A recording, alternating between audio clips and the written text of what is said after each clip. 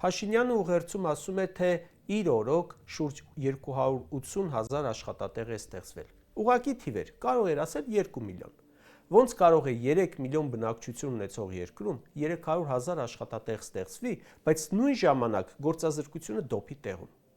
Այսօր նախարար աշխատողներից մեկը 2023 թվականի հունվարին գրում էր, թե գործազրկությունը պատմական նվազագույնի վրա է 11,6%։ 25 թվականի վերջին ասում են գործազրկությունը նվազել է ու կազմել 14%։ Դե եկեք ու գլուխ անեք։ Բայց նախարարը մեկ ուրիշ սուտ է ասում, գործազրկության պատմական մինիմումը ոչ թե 11,6%-ն է, այլ 7,1%-ը, որը արձանագրվել է 2007 թվականին, երկրորդ նախագահի օրոք։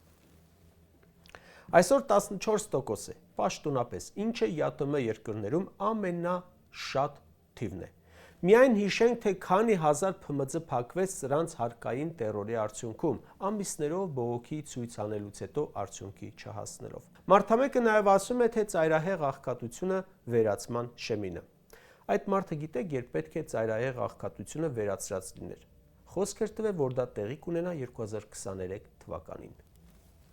Ծայրահեղ աղքատ մարդ ասում էր, այդ թվականին չի լինի։ Սրանից 3 տարի առաջ պետքա վերացած լիներ։ 26 թիվն է ու հլը խոստանում է։ Գիտեք, նույն խոստման համաձայն աղքատությունը որքան պետք է լիներ դեռ 2023-ին։ 15%։ Էլ չեմ ասում, որ մեր երկրում աղքատների մեջ մեծ տոկոս են կազմում աշխատող աղքատները։